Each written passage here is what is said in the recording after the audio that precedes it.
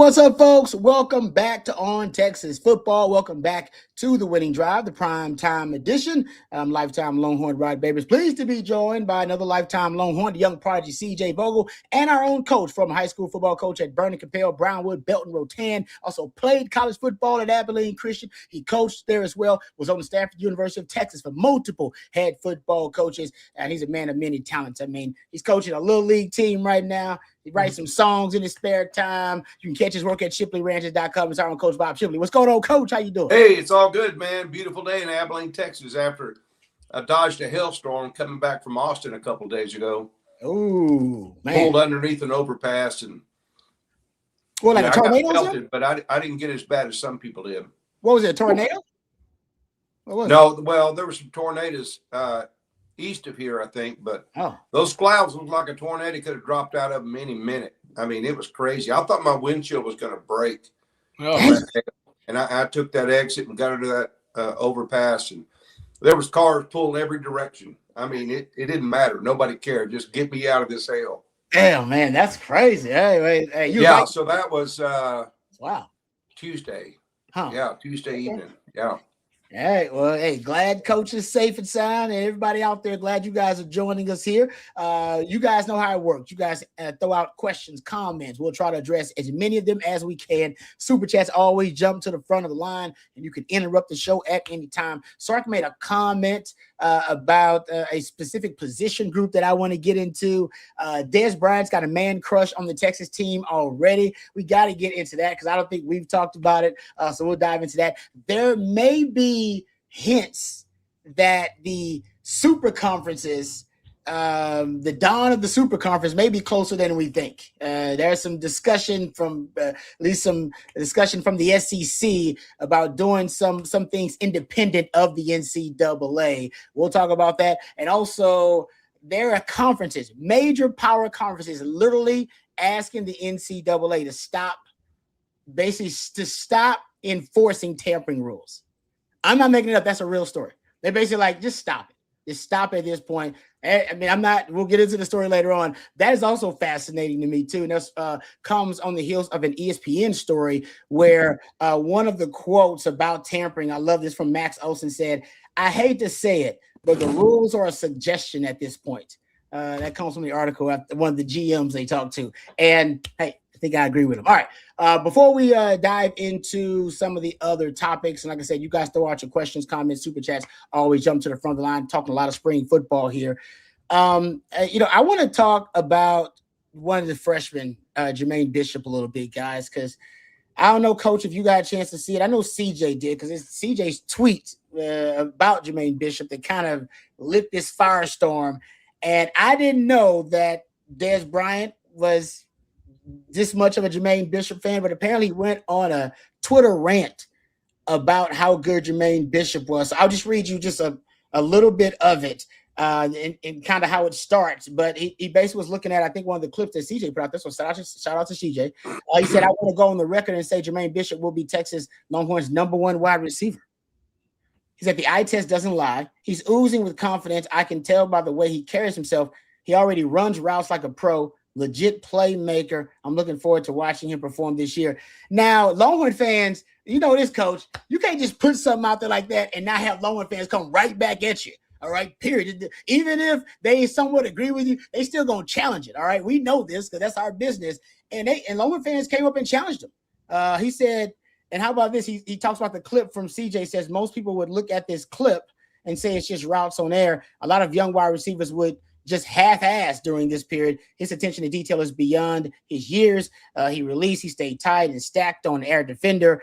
And he says, "I'm going to stretch it even further. Texas hasn't had a playmaker like him since Vince Young." And that's what kind of got some Longhorn fans like, whoa, that's Black Jesus you're talking about there. All right. All right. But apparently he stuck with it. Like I'm not going to read all the tweets, but he went back and forth with some Longhorn fans about this young man, and he thinks he's going to be the #1 wide receiver for Texas. Now, they did get a #1 wide receiver, a true #1 in Cam Coleman.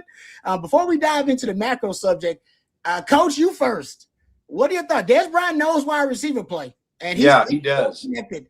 What are your thoughts about his comment that this guy going to be the #1 wide receiver? And he didn't specify. I think he's talking about this year. Yeah, I'm not sure about this year. but he will be soon. What I love about Jermaine Bishop is he's not looking back for the ball. He's running like 100 meters. It's like he's in the Olympic 100 meters when he's running his routes, especially that go route. I mean, he's just getting it like a sprinter, perfect form. He's trusting his quarterback, and then he adjusts to the ball when he gets there. And that's really rare to see a guy that young go full speed on his routes like that. I mean, he is going to blow past people. You know, if the quarterback can get him the ball, and which apparently we've been able, to do from looking at the clips. I mean, they're not going to show bad clips of him, but I mean, I love the way he puts his head down and he sprints like he's in the Olympics, 100 meters, man. And he's going to blow past people. And then he trusts his quarterback. Apparently, he's worked with him enough, Diabell or whoever, to know when to look up for the ball. Yeah. How deep he needs to be before he starts looking for the ball, because there's going to be DBs that, going, man, there ain't no way this guy, he's wanting to get in a sprint contest with me. Mm-hmm. That's probably the most impressive part of all of it, is on that clip specifically, he's 30 yards down the field before even attempting to look up and locate where the football is. And then the wherewithal, and Rod, you have a great term for it, just the ability to adjust to where the ball is at the time in which it's time for the catch. That's a hard thing to do at the receiver position. It's probably even more difficult to do for a kid that's 2 spring practices in. So that's encouraging. On top of that, hey, that ball's where it needs to be from the quarterbacks, which is something I like to see as well. True. The timing. That's what you want. Sark is big. I heard him yelling about it a ton with the timing. They want to get the timing down on these routes while they're doing kind of the basic install of the offense. But, the Jermaine Bishop thing is so interesting because now you got Dez Bryant going off, and, because he's a Dallas Cowboy and, obviously Texas high school football people, it has his opinion, especially the wide receiver position. It definitely resonates. But I remember Brandon Harris at the introductory media availability or press conference when they're talking about the that's 2026 class, and we were sitting down with Brandon Harris and asked him, all right, so which one of these guys, these young guys in this class, is going to make the biggest impact or the quickest impact? And he literally almost felt like he was blushing and kept talking about Jermaine Bishop. And mentioned that was before we got a chance to see the young man. Now you got Dez, and I remember Colin Simmons' comment was, he's a dog. So I don't know where, and that then this comment from Sark this one really got me going, because Sark recently said how much he loves this wide receiver room, and I want to get Coach's thoughts about this.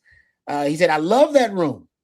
I think that room from top to bottom is probably as talented as we had in my time here.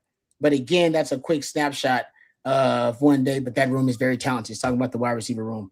So he says it's the best wide receiver room they've had. Do we agree? Best wide receiver room they've had? On paper, in March, I think so.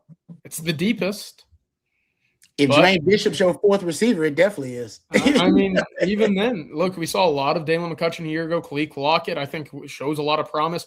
They have a guy that we haven't mentioned at any point this week with 1,000 career yards as well as Sterling Burkhalter. So yeah, we didn't talk about him. You're right. There's plenty of depth, more depth from top to bottom than we've ever seen in this wide receiving room. And I think the top end guys, 1 through 3.5 right now, considering Bishop is a guy that's receiving a lot of praise. I mean, it could just be toe to toe with that of any class that we've seen at Texas as well. Oh, yeah. Coach, I mean, wide receivers. You got to go back 20, 25 years.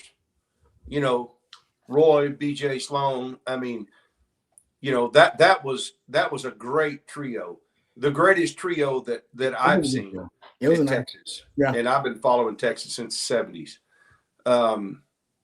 But man, these guys are special.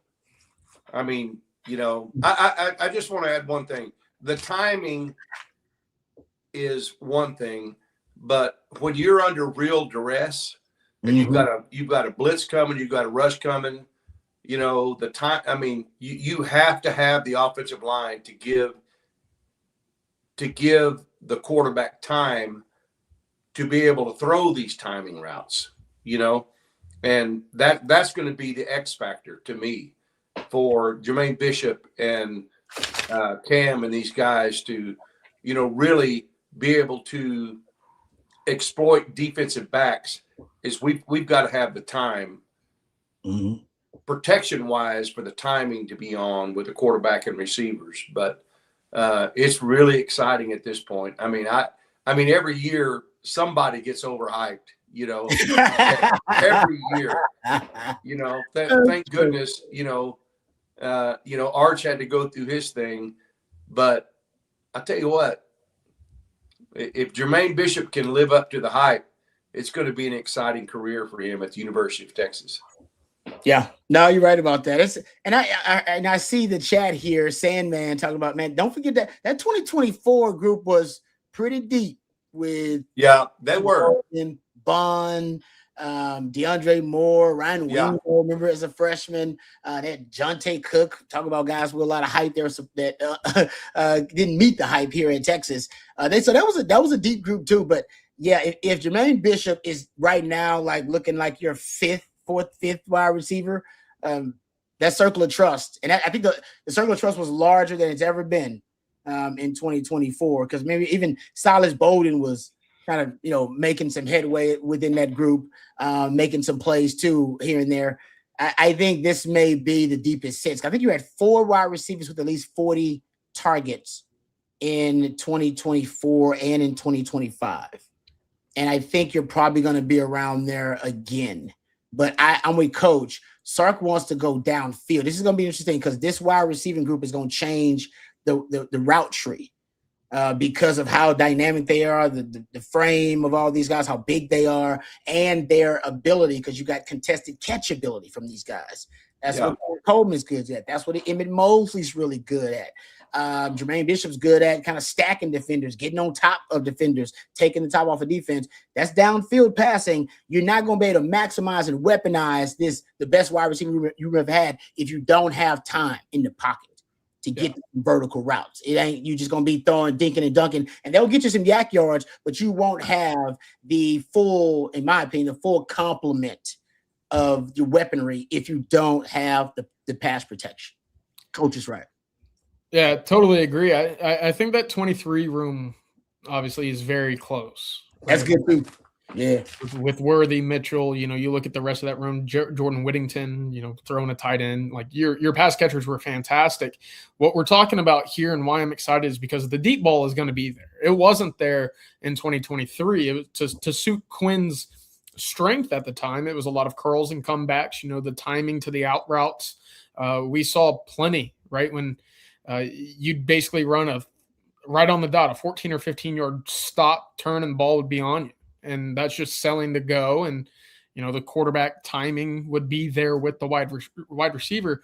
With Arch, look, we know when you give him a pocket, the ball down the field, 30 plus yards is going to be accurate. And that's why it's exciting, is because for years, right, it's been absent, right? It was inconsistent. 22, 23, 24, it was hit or miss given who was at quarterback at the time. And then a year ago, there wasn't time to protect for the deep ball to come open. So now that playbook should be completely available to Sark here. It should. Yeah.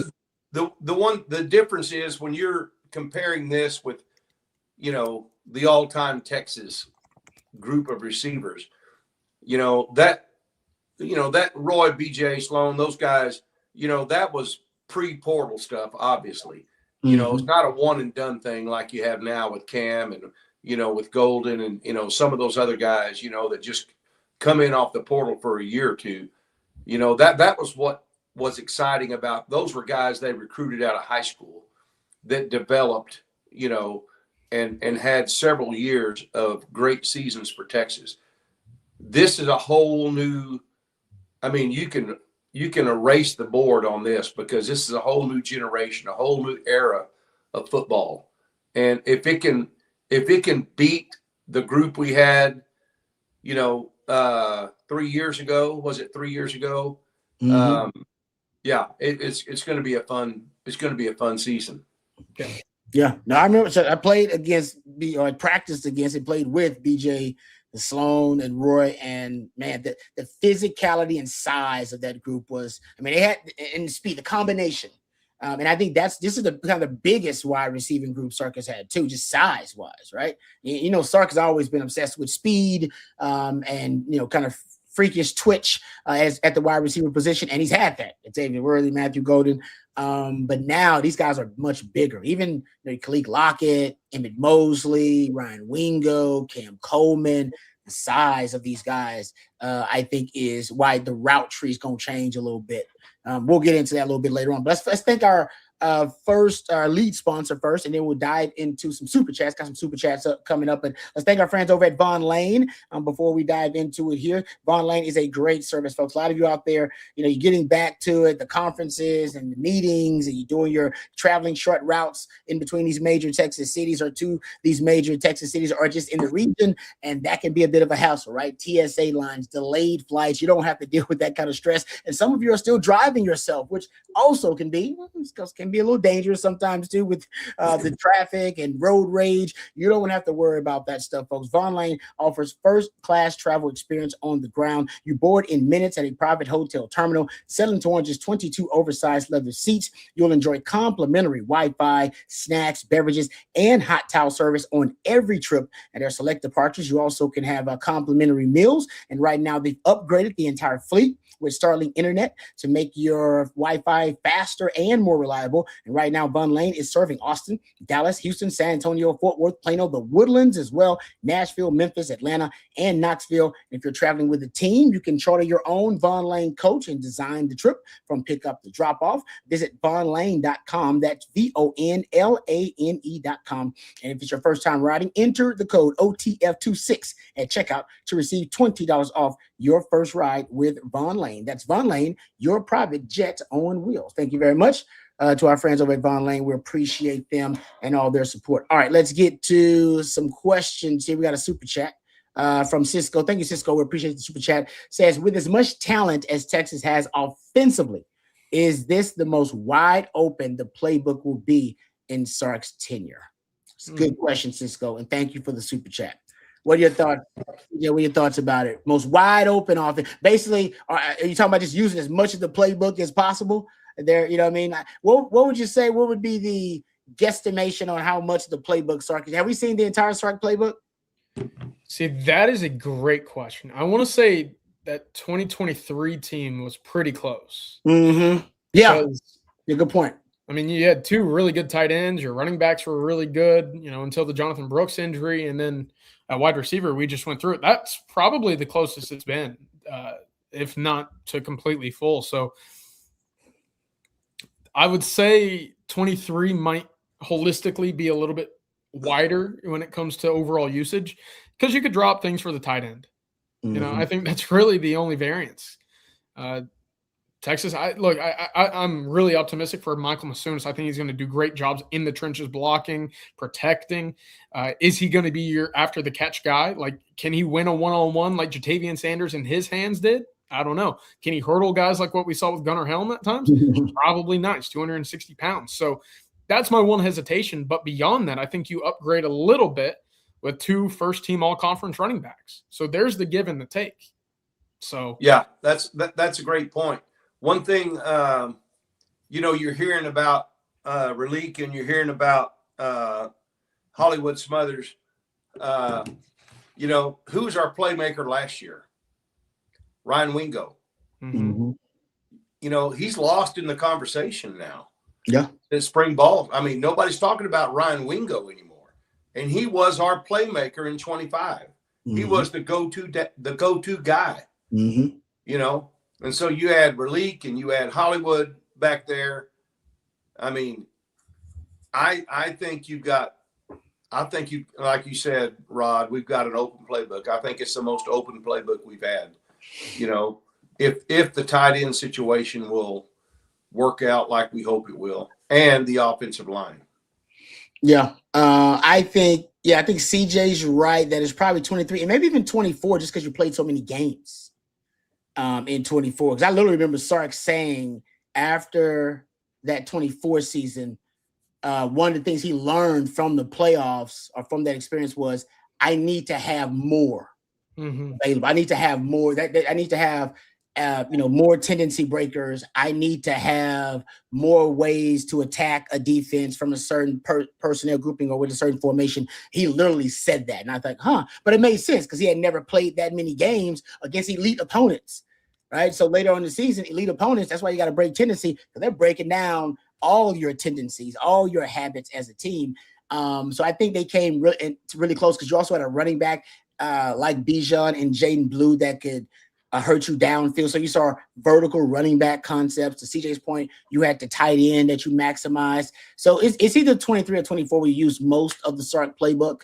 But I do think now there are certain concepts that we just haven't seen that Sark can utilize with the new dynamic players that he has. Like, I think the running backs, I don't know if you can get more dynamic than a Bijan Robinson or with what Jaden Blue is doing. So I don't know if you're gonna see that much more from the running backs that we've seen. Like, that's Jaden Blue and Bijan Robinson are pretty dynamic running backs.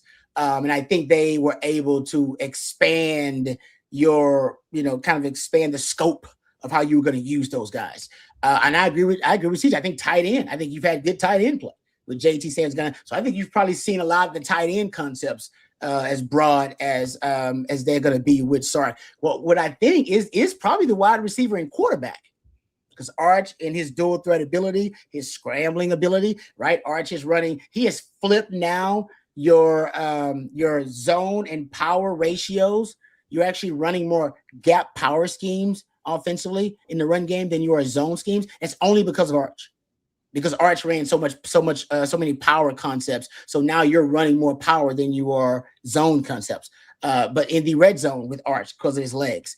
And moving the pocket with Arch's legs. Arch prefers the deep ball and is good at the deep ball. Now you got bigger receivers, 6'2", 6'3" guys who are great in contested catches. So your four verts concepts, your slot fades, your comeback routes on the outside. A lot of that stuff hasn't been really popular in Sark's offense. It should be a lot more popular, some of that stuff now.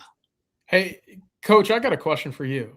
Because when we're talking about all the schemes that we could do, and Rod just laid that out beautifully, I get intrigued from the mind of a coach. At what point in the spring, and I want to ask Sark about this, at what point in the spring do you start to realize, okay, I can input, or I have the guys for a 6 offensive line package, or I have the guys in my stable of running backs to deploy the pony package more often? When do you start to truly toy around with that and know that, okay, this is going to be a part of our 2026 game plan? Yeah, that's a good question. And I would think probably in fall training camp. Okay. So I think right now you just get your timing down, you see what you've got, and then you start deploying those tactics, as you come back for fall camp.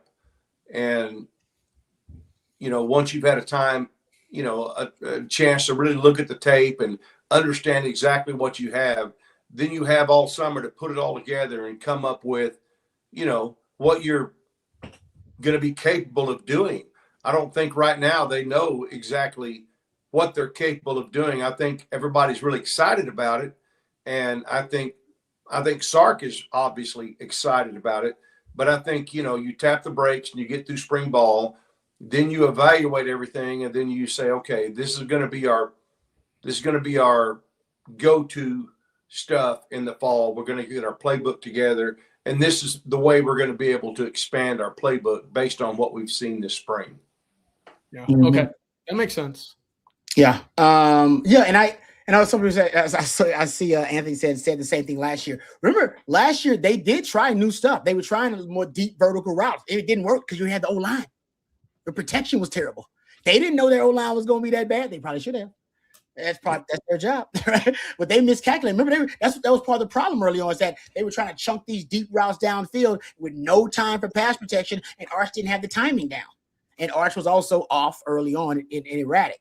So he tried to change that offense last year and then ended up reverting back to some of the kind of the Quinn concept of quick passing game because the O-line can, to Coach's point, that none of this discussion matters if your O-line is going to be one of the worst pass protection units in the country again. And by the way, if that happens again, you got to make a change. If that happens, no doubt. We're having a different discussion. I don't think it will, but we're having a different discussion if that is the case. So yeah. I'm not opposed, because we talked about how things were going to change a little bit in the offense with Arch as the starter and these new wide receivers, and I think it did. It was unsuccessful. And then you must pivot. You can't just, definition of insanity is doing the same thing over and over again, expecting different results. We would have been criticizing Sark over and over again, all right, if he'd have kept doing the same stupid stuff. He didn't. He pivoted, and the offense got better, right? Ryan Wingo. Think about Ryan. Think of the first play of the last 5 games of the season. Same damn play. Yeah. It was a wide receiver screen to Ryan Wingo. So I think this year he will try to get back to those vertical concepts, but now they have more confidence in their pass protection as well. I also see some comments about the power run, and I think we'd all agree we'd like to see more of that concept, whether that's something that shows up more. Mm-hmm. Just to give, I ran through these numbers during a rabbit hole back in January, February, and I'll revisit them a little bit. But rush attempts outside of Arch Manning and Trey Wisner on attempts that were 3 yards or shorter to the line to gain, which is obviously the line of scrimmage, or a touchdown, the end zone, Texas was only 17 of 32. That's about 56%. So it didn't matter who was necessarily behind the line. Jarrett Gibson was 4 of 10. He was supposed to be your baby rhino. Didn't necessarily work out that way. CJ Baxter, 4 of 9. So again, you're expecting your big body, tough yard backs to get 2 yards and fall forward. They couldn't do it. And a lot of that's on the offensive line. Some of that's on the running backs. Because look, Trey Wisner was one of your more effective guys. He was 12 of 18. That's 67%. Arch, 68%. He was 13 of 19. So there's something to it. And this year is going to be really interesting to follow. Because Texas, again, too often, especially early in the year, did they just kind of throw power out the window because you couldn't get yards against UTSA. You couldn't get yards against Sam Houston State. And you're sitting there, it's like, that is the worst Power 5 team or defense that you'll see all year long. You can't gain a yard on 3rd and 1. Yeah. We got to fix something. So this year, I'm going to be monitoring it again. It's good stuff, CJ, because that's also the point. They also tried to go to more power gap schemes, changing the offense. Didn't work. And I think but I would say a lot of that is CJ Baxter. I mean, they thought CJ Baxter was going to be healthy. He wasn't healthy. So they really couldn't pivot to that in the running game as well.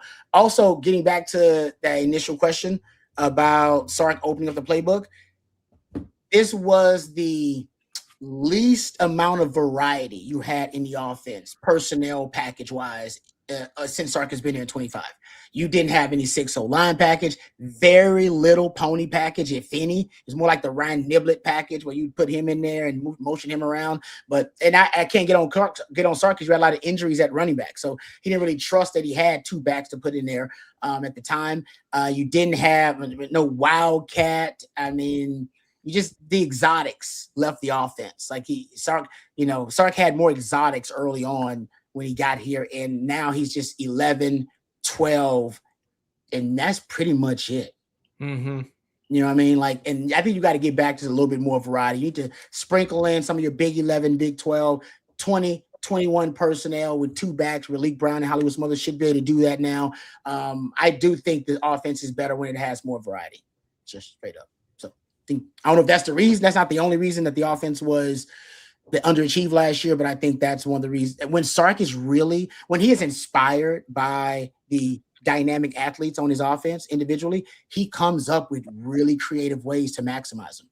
Think about the 31 package he used to use when he had all those running backs in the backfield. Yep. And he was with some free. Think about the jumbo package he used when he had like Tavondre Sweat and Byron Murphy in there and these 6-0 line packages. He was doing some really creative things to give you a creative schematic advantage. You did not get that last year from Sark. Yeah. And maybe it's because, going back to what Bobby has talked about, he didn't feel inspired by those athletes. He's like, Ryan Wingo's my only guy that I can build packages around pretty much. And that's what he did. Yeah, I don't disagree. Yeah. So, and yes, it is 7:32 and OU still sucks. All right, let's get back to the questions here and some of the chats. How about this one from Pablo wants to know, Ed Rod, could Jermaine Bishop leave you in the dust? He could if my technique was terrible. My technique would not be terrible, and I would have scouted Jermaine Bishop. I would have known Jermaine Bishop and the routes he likes to run. There'll be a couple of times he definitely would have get on top of me, right? I ain't perfect, all right? But for the most part, I know how light he is. He said the same thing about Xavier Worthy. I just got to make sure I stay on that upfield shoulder, because once he gets on top of me, hey, ain't no makeup speed that's gonna catch up with X-Man and or probably Jermaine Bishop. So long as I'm on an upfield shoulder, coach, hey, I'll give up a curl route. I'll give up a little 6 route underneath. I'm not gonna get beat on the touchdown dance over the top. I'm not gonna get beat on that one. So I figure I gotta win at the line of scrimmage, because those guys are light. Because once we get past line of scrimmage, 5-10 yards downfield, they got the advantage. They have a clear advantage. They're blazers, and they're as quick as they are fast, and they're twitchy as hell. So I'm not gonna really win. I can hold my own, but I'm not gonna win those down the field battles. Those guys, I gotta win with them at the line of scrimmage, and that's where I win. And I can bully those guys a little bit. Listen, I'm only 5'8", 5'9", but I'm thicker than Jermaine Bishop. So when I get downfield and I do get off your shoulder, I can bully. I'm elbow him, boom, knock him down. Oh yeah, let's see what kind of play strength he has. Now X-Man had really good play strength. He would play through contact really he would. well, right? But freshmen don't really do that really well. So Jermaine Bishop, I'm trying to punk him when I get down, but boom, knocking him up. You know what I mean? See what he does when somebody make him get into a contested catch situation downfield. That's the best I can do, but. Yeah, I hope my own. Out of 10, he'd probably get me. He'd win maybe 4. He'd win maybe 4. I mean, the guy's legit. I'm gonna win my fair share though. Now, I'm telling you, I'm gonna win my fair share. There you go. So, all right, there you go. I ain't gonna say I'm gonna shut him down, because hell no, I've watched that young man. Ain't no shutting that down. It was interesting to hear Dez talk about it. We talked about it at the onset, how he stacks routes on air. And that's a nuance of the receiving tree that you don't. Necessarily just learn day one as a freshman or against nobody, right? You almost kind of need a defensive back there to gauge where and how to play against them. So, look, you're going to win your fair share. I'm excited to see what he'll do. Oh yeah, he's going. I'm telling you, he's going to be a game changer. I really do believe he's going. I think you can break out the Xavier Worthy playbook and just input Jermaine Bishop. Yeah, I really do. I think you can. I think he can run all those. He's not as fast as he is. Says Rod about to put the helmet on and show for the field tomorrow during practice. And I say, and then you know what? I'm gonna do the old man thing, coach. I'm only gonna cover him in the first 5 yards. I think I'm gonna let him go. Try to get that jam. Get that jam, and I'm gonna let him go after that. All right. How about this one from Lester talking trash? Rod, you were standing next to Bobby on the short live yesterday, I think, or 2 days ago, and you're short. That's interesting. How are you shorter than Bobby? I don't know. Bobby's tall. Where's Bobby? Like 5'11"? Incline. I mean, that's I measured at 5'8" as a combine. Almost 5'9". So I'm a short king. That's just the way it goes. I'm just glad I didn't get that comment. I do have big hands, though. My hands are hell. I probably got bigger hands than most of the 6'2" guys. I really do. My hands are huge. Hands are huge, and I had really long arms and wingspan. Go look at the hands. All right. Big hands, baby. All right. So get them paws on you. That's why I had my little advantage. All right, let's get back to it here. I got to thank you, Anthony. I appreciate that. Now, I wouldn't, for one rep, I wouldn't do it too many times. Does Bishop steal Mosley's spot this spring while he's out? Wow. That's a good question. We're talking a lot about this young man. Is that possible, Coach? Because I really like him at Mosley. I do. Yeah, no, he's going to have to earn it in the fall. Yeah, I mean, you can't put him up in front of Emmett Mosley, based on spring when Emmett's out. He's going to have to earn it next fall. Yeah, I mean, to think the first game or two we're going to see that happen, I don't see that. But he's pretty freaky. Jermaine's pretty freaky, but I don't think you can do that to Emmett, because he's proved his worth. Yeah. I'm with Coach. That's a tough spot to just give up. Now, if he, for whatever reason, doesn't come back 100%, well, that's why it's nice to have the top to bottom depth that Texas has. So, in a way, I don't want to say it's going to sound weird. I don't want to say it's good that these guys are sidelined, right? Because it's not. You want these guys to get as many reps with Arch Manning alongside Cam Coleman to, be up to 100% speed in the offense come the fall. But look, for the steps that are necessary to take for a Khaleke Lockett, a Jermaine Bishop, a Cohen Brown, a Dalen McCutcheon, it's invaluable at the moment. Yeah, I agree with you. Actually, it's a blessing in disguise.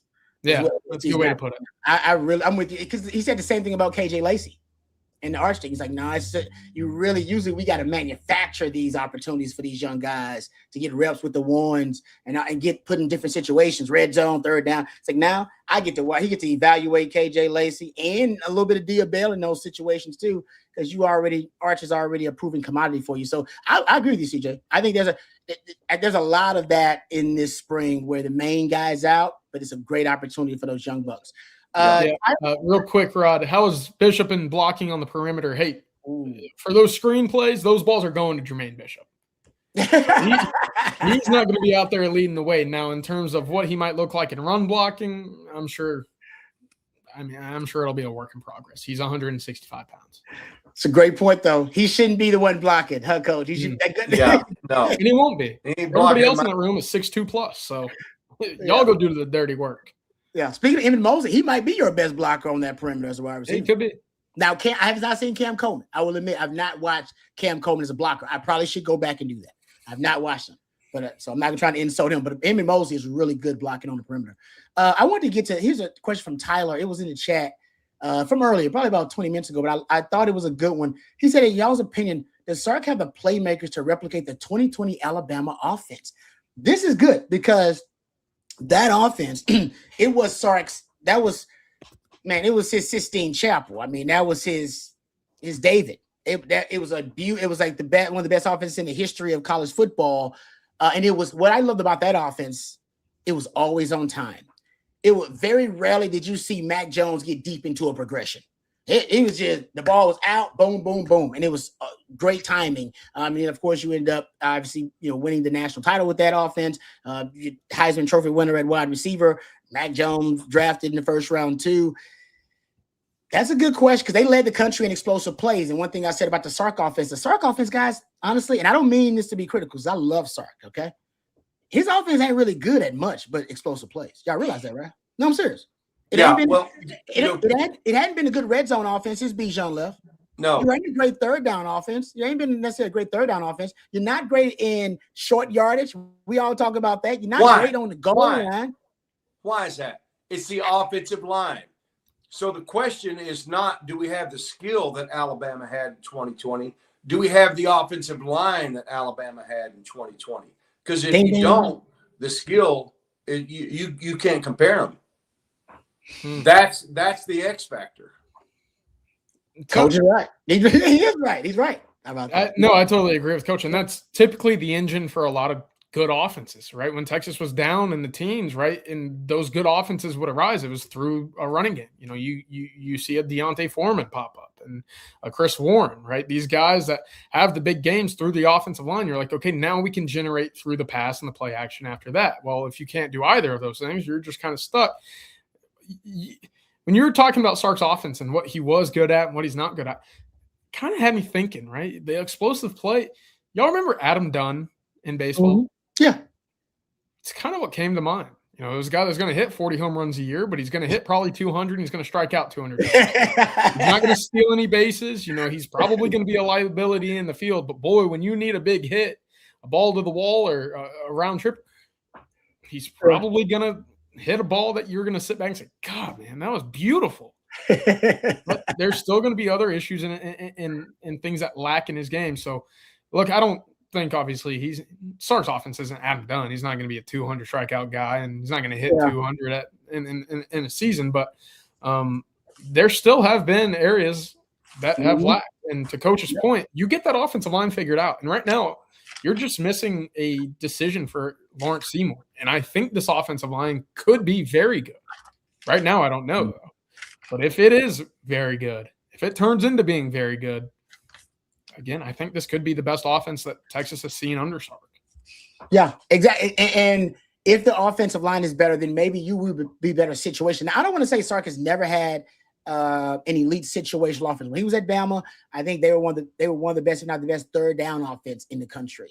When he first got to Texas with Bijan, they were a top 5 red zone offense in the country. But to me, that's probably was more Bijan than Sark, because since Sark ain't been able to have an elite red zone offense. So at Texas, he hasn't had a really good or elite third down offense. Haven't had a really good or elite red zone offense, except for Bijan time, all right? That Bijan window. And Bijan and Rojo is pretty simple. Give the ball to Bijan and Rojo.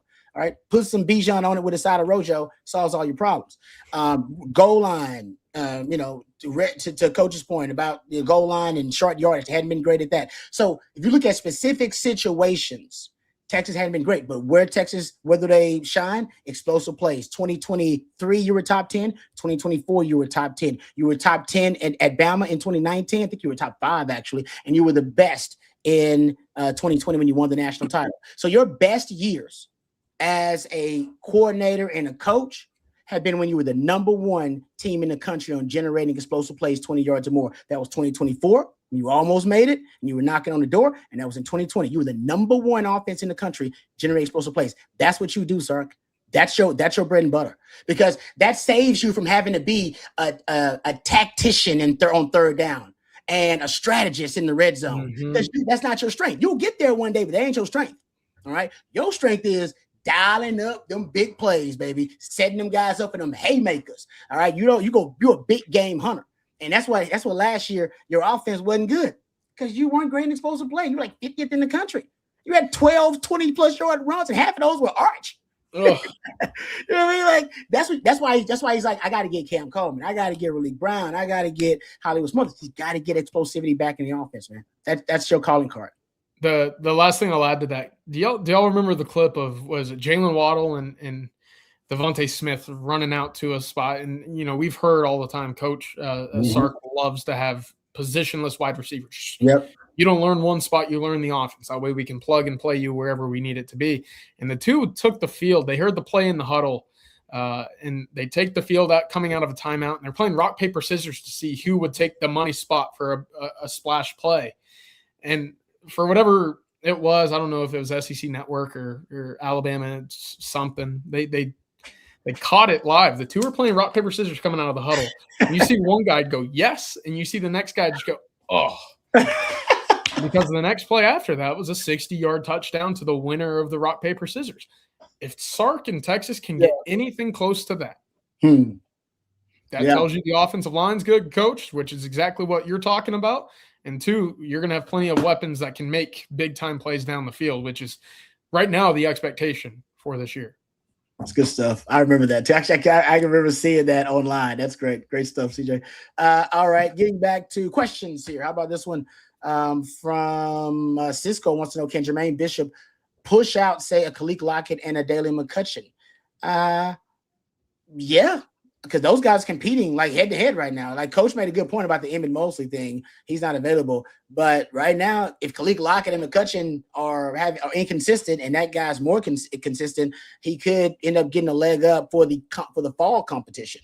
But right now, I've heard good things about Daly McCutcheon. Shout out to CJ, because he said last year Daly McCutcheon was going to end up being the young freshman that separated, and he was, because his game's pretty mature. And Khalil Lockett ended the season really well. Like, he ended the season on a high note, and I think he actually has, at least the little time that we got a chance to see him in the 2 media windows, I thought he actually was one of the guys that looked like he got better. Now, he's in a room full of some go-daddies, as Coach would say, but I think he's better than he was last year, just from the eye test. Yeah. It's a situation where it seems like, in the spring, everybody's focused on the new guys. Like I said, you don't hear anything about Ryan Wingo. You don't hear anything about Lockett. You don't hear much about McCutcheon. All you're hearing about is the new guys, because that's who everybody's watching to see what impact they'll have on this offense. That does not mean those guys aren't being productive and won't be productive. It's just everybody's excited about the new kid on the block. Everybody wants to focus on that and see, where what their potential is and what they're going to be able to add on the team. Don't think those other guys aren't working their tails off, to make it happen. But when you've got a new guy making things happen, he gets all the hype. That's just the way it is. That's true. I'll say this: the one hang up I have with Dalen is, look, he's 175 pounds, so he's not going to be a guy that's on the field to block, which then turns into on the field to play the extra snaps after, right? So if you're not in that position, and he's a willing blocker, we saw that at times a year ago, but it's just tougher when you're undersized like that. The one thing that gets Jermaine Bishop, I guess out of that conversation is the elite speed that we talked about. Now, Dalen, I don't want to say he doesn't possess the elite speed, but his route running is what will separate him. So we'll see, if that savviness can keep him afloat in this room, because we've talked about it. Look, Bishop's coming. And I think Cohen Brown is going to be another guy that surprises quite a bit this spring as well, as he gets more comfortable in the system and practicing at this level. I thought he was a running back when I saw his legs for the first time. I think it's gonna come down to who can make the plays under duress. I mean, running routes on air with the coach, jamming you at the line is one thing, but playing against a live your starting defensive backfield, that's a whole nother thing. Going up and somebody's challenged you for the ball and everything. And we haven't really seen that yet. Yeah, not yet. And that's, some guys look really good, routes on air. Yeah. But you put them under duress and, getting jammed at the line by a stud corner, and then picked up by a safety over the top. That's when those guys will separate themselves. Coach, do you remember your favorite one-on-one battle when you were at Texas? Like just watching in practice, saying, "Oh, these two are going at it again. I can't wait to just buckle up and see what happens." Well, I was working more with the lineman at that time, and so it was. But let me think. Colin. Colin Johnson. Yeah, Colin Johnson. Yeah, it was always fun to watch him go against the best DBs because, he had. I don't know if he had the it factor, but he was pretty special during times. I love to watch him go one-on-one with the DBs because he was a fighter. He was a battler. He just didn't possess the great speed. Yeah. Well, that was Tom Herman's wide receivers, right? This is about preference because Sark likes speed. Sark prefers speeds, all about speed. He's actually now evolved to I think, preferring a little more size at wide receiver that we're seeing. But Lil Jordan Humphrey, thank you, Mr. 512 ATX. Yeah. Lil Jordan Humphrey, Colin Johnson, love that wide receiver pairing. Hell, Coach, we got to bring them up with Devin Duvernay. That was a good duo. That was a nice trio with Devin Duvernay inside. I think we went through big, giant wideouts who could win contested catches on the outside. And then Devin Duvernay, who basically was built like a running back with sprinter speed in the slot. That's a nasty trio to deal with. But I'm with you, Coach. I used to call Colin Johnson Cirque du Soleil because he would make these beautiful sideline catches, almost like Lynn Swan, where he had his feet. Be tiptoeing the sideline. He had great body control, catch radius, unbelievable, kind of like a Cam Coleman. I'm not making that up. He had amazing catch radius too. He just didn't have like the straightaway speed, so he ended up in a lot of contested catch situations because he couldn't separate, but throw it up to him. Just throw it up to him. Yeah, and he would make some hell of just beautiful catches.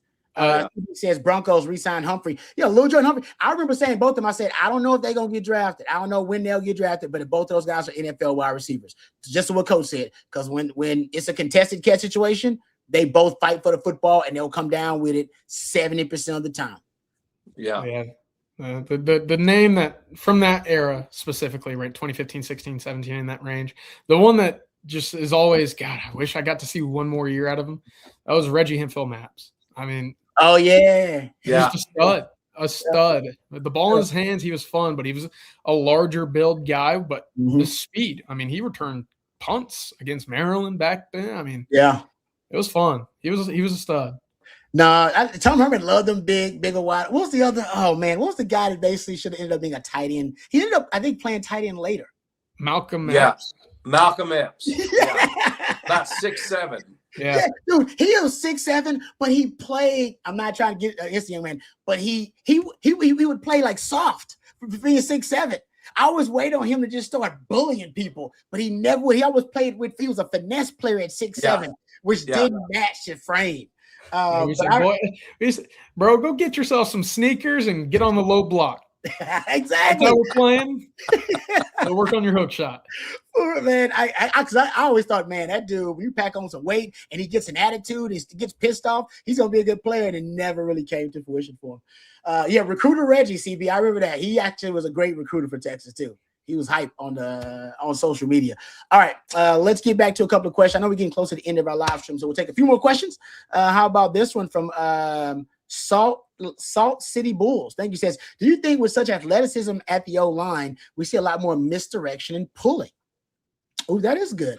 Now, Sark likes misdirection anyway, and he runs a lot of outside power, counter, where you'll have a pulling guard, like or a pulling lineman. Hell, he likes to run that almost what do you call a buck sweep coach, where you pull a guard and a center, or you pull two guards and pull. I mean, Sark does a lot of that stuff. In fact, Sark probably uses a lot of misdirection and pulling linemen on passing plays too, just to deceive the defense a lot of the time. But I know I'm frozen. I apologize. Hope the audio's not frozen. What are your thoughts about because I agree with CJ and Jeff, because you guys had a great point. There's no doubt the offensive line is more athletic than it used to be. This is a very unfortunate steel frame. Your voice is great. It's very unfortunate. Like you're about to spit a big loogie or something. I might have to cut back in, guys. I gotta get this off the screen. This is terrible. No, back out real quick. That's always the worst part about doing these things, because your computer has a mind of its own, and sometimes it looks like you're mid-sneeze just like that. But no, Coach, I to kind of pivot a little bit, I wanted to also get your thoughts just in that running back room, because look, Derek Cooper, I know that there are some questions of whether or not he could be the man, whether or not, how long might it take for him to be the man? That's a hard thing to do. Do you ever remember a time in which a true freshman just came in and supplanted an all-conference level guy immediately? No, I don't. But I don't think that's going to be decided this spring. I mean, we'll know more when they get the pads on, and we'll see what kind of beast he is, But there's a lot more to it than just being, a big guy with a little speed. There's so much more to it. It's the timing, it's reading the blocks, it's having great vision, which I don't think Deontay Foreman ever really got the credit for the vision that he had. He could run through tackles, but he had great vision. What was it he ran at Tech? I can't remember what it was. He had 250 yards or something against Tech, And I recruited those guys. I was waiting for them at the Four Seasons because they played a basketball game one night, and I was waiting at the Four Seasons, and I actually got to meet Al Pacino. He was filming a movie in Austin, and he comes in, and he looks at me and he says, "How are you, sir?" And I said, "Fine. How are you, Al?" I said, "I'm doing great." And he walked in. It's like 1 o'clock in the morning before the brothers got there. But, it was a cow-calf deal, and Deontay was the calf. He was like, "Okay, we'll give you a scholarship if we can get your brother." Yep. And then he wound up being, the guy that had a little bit. I'm not saying he's in Earl Campbell category, but he ran like Earl. He was hard to tackle. People would just bounce off of him, and he had great vision. And so that's the thing that we'll see if Derek Cooper has, if he has that vision, that ability to, to see things before they happen. And I don't know that you'll be able to know that at the end of spring ball. Do you remember why that was the case, Coach? That a guy that eventually becomes a Doak Walker, you sit there and say, all right, he's not the prize of the two. Just his brother had so much speed, so much athleticism, but Deontay was just quiet, and he just put his head down and just went to work every day, waiting for his break. And I kind of felt like his brother, honestly, was a little more of a prima donna, and Deontay had to work for everything he got, because he had to earn that spot, because everybody thought the only reason he's here is because of Armani, and he just worked his tail off and finally got his break and became, one of the greats in Texas, University of Texas football. Yeah, no doubt. No, it's such an interesting story because I remember it's Casey Studdard. It's a great story about Casey Studdard. He went out to practice. I want to say it was like either 20. When did Deontay, was it 2014? Deontay Foreman came in, something like that. 2014, 13, 14, somewhere around there. And remember, they had all these other running. Remember, it was like you had all these other young guys. You had Malcolm Brown was a running back. Yeah, Jonathan Gray. Remember all those guys? Jonathan Gray was a part of that group too. Was it Chris Warren that came in later on? Chris Warren, yeah. Right. And I remember Casey Studdard came in and talked to me one day right before we were on the radio, and he said, he was talking to me and Jeff, and he said, "Oh man, I don't know why they acting crazy. The best running back on that team is that Deontay Foreman kid. It's plain as day." And I swear it was like way before the 2016 season where he's like, it's plain. I don't even know why they even messing around. He's clearly the best running back. Turns out Casey Studdard knows ball. But coach, he ran for 300-some yards and 340-some yards in that game. Is that right? He had like what I call swivel hips. You know, like somebody would hit him and his hips would just swivel and he would come back with his balance. You know, 341 yards. They got him averaging 10. I'm on sports reference, college football reference, 10 yards per rush. Cool. Yeah, and he was outrunning people. Is that where he had the sock coach where his shoe came off and he was running with the sock on? Is that game? Yeah. Man, that was a beast. That was a beast. All right, let's thank our lead sponsor. In fact, let's thank one of our sponsors, Hayes City, before we thank our lead sponsor, Hayes City Store. Let's thank them first. We appreciate Hayes City Store, and you will as well. Hayes City is one of my favorite places, guys. I've been going there for a long time. Matter of fact, when me and my wife were dating, we went to dates. I took her on one of our first dates to Hayes City. She loved it, and ever since, we've been going back to Hayes City Store. Now we take our baby daughter to Hayes City Store, right? Yeah, life comes at you fast. But it's still one of my favorite places. Scratch-made Texas comfort food. They've got their famous truck stop enchiladas, the award-winning chicken fried steak, homemade desserts, all of it absolutely delicious, and all of it made from scratch. They got music 6 nights a week, got 50 beers on tap, ice-cold long necks. The margaritas are amazing. I'd recommend them. They got 11 TVs alone in their ice house, so it's great for game days, college football, for the NFL. They also have brunch served from 10 a.m. to 3 p.m. every Sunday. Hayes City Store, also dog friendly. I've taken my dogs out there. Plenty of space for the kiddos. They got a big tree net that the kids can run around on. So bring the whole gang, bring the whole family. Join the folks out at Hayes City Store. For more information, check out the website at HayesCityStoreTX.com. That's HayesCityStoreTX.com. Hayes City Store, it's uniquely Texas. And let's also thank our friends over at Vonlane. We appreciate them for being the lead sponsor on tonight's program. Folks, if you have to travel for business or for personal reasons, I've taken the Vonlane to go visit my family in Houston. I've taken it on business to DFW.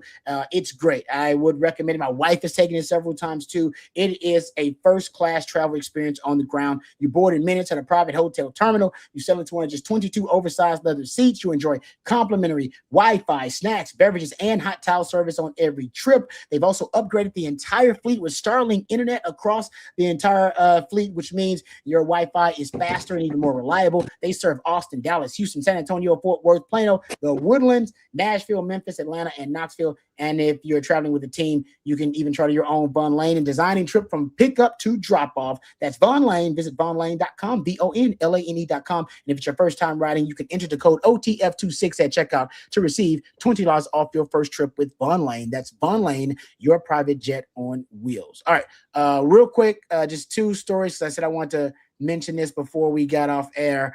And like I said, it sounds like it's a fake story, but it's real. Apparently, the NCAA has put out a memo.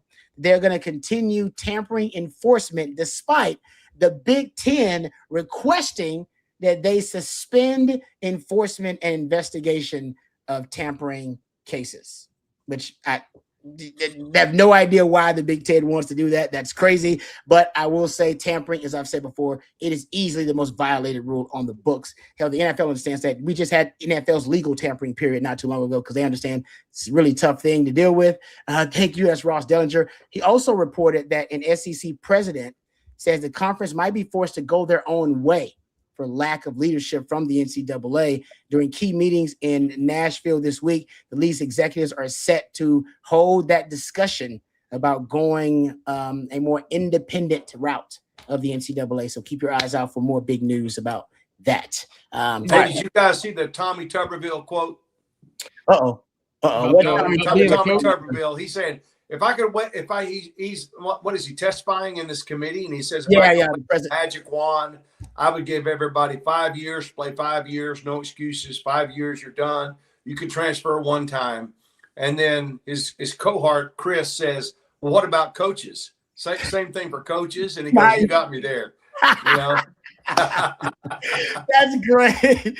Oh, that's great. Yeah, because he was so well timed. Yeah, didn't he pull one of the all-time stunts when he went to the bathroom on a recruiting visit and didn't return?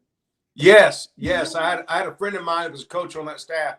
They had recruits there at a dinner, and they're waiting on him to show up, and he left.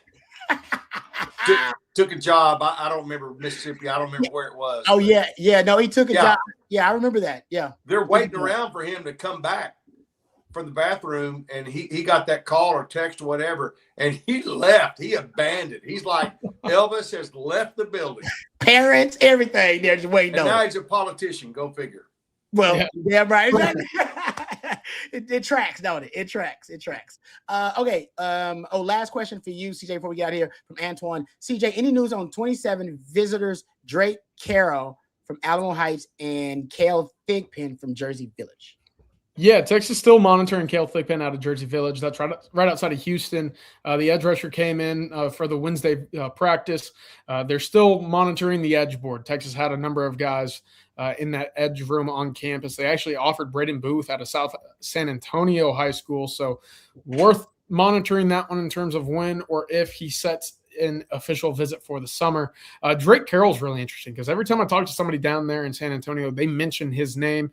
I wouldn't be surprised eventually if he ends up on campus once more for a spring unofficial. And if that's the case, look, then I think you're in the conversation to set an official visit as well. So I would say things might be a little further along with Drake Carroll, but I need to check back in now that it's been a couple days to see how everything went post-visit for the two of them. Okay. All right. Good stuff there. All right. Thank you guys for all of the super chats and the questions. Really appreciate it. And it was Cincinnati.